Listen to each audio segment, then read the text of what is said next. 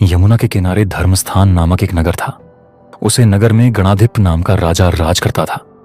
उसी में केशव नाम का एक ब्राह्मण भी रहता था।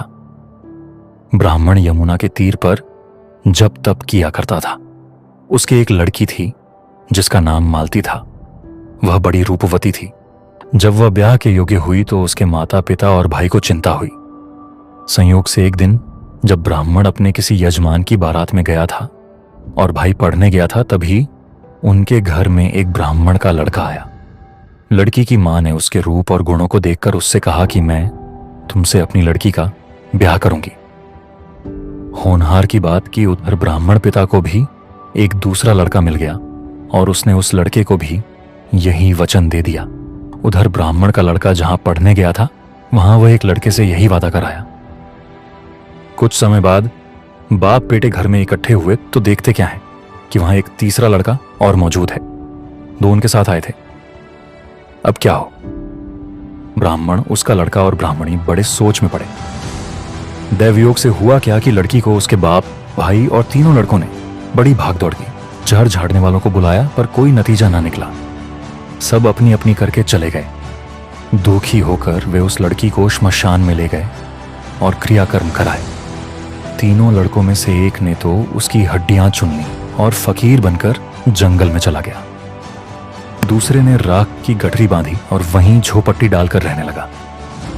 तीसरा योगी होकर देश देश घूमने लगा।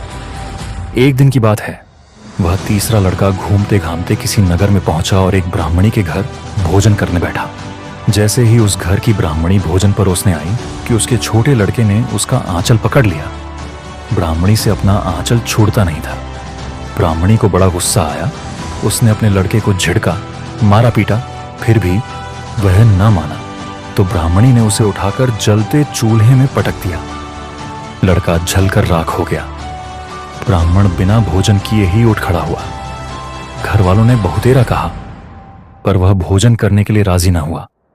उसने कहा, जिस घर में ऐसी राक्षसी हो उसमें मैं भोजन नहीं कर सकता। इतना सुनकर वह आदमी भीतर गया और संजीवनी ने काट लिया और वह मर गई। विद्या की पोथी लाकर एक मंत्र पढ़ा। जलकर राख हो चुका लड़का फिर से जीवित हो गया। यह देखकर ब्राह्मण सोचने लगा कि अगर यह पोथी मेरे हाथ पड़ जाए तो मैं भी उस लड़की को फिर से जला सकता हूं। इसके बाद उसने भोजन किया और वहीं ठहर गया। जब रात को सब खा पी कर सो गए तो वह ब्राह्मण चुपचाप वह पोथी लेकर चल दिया।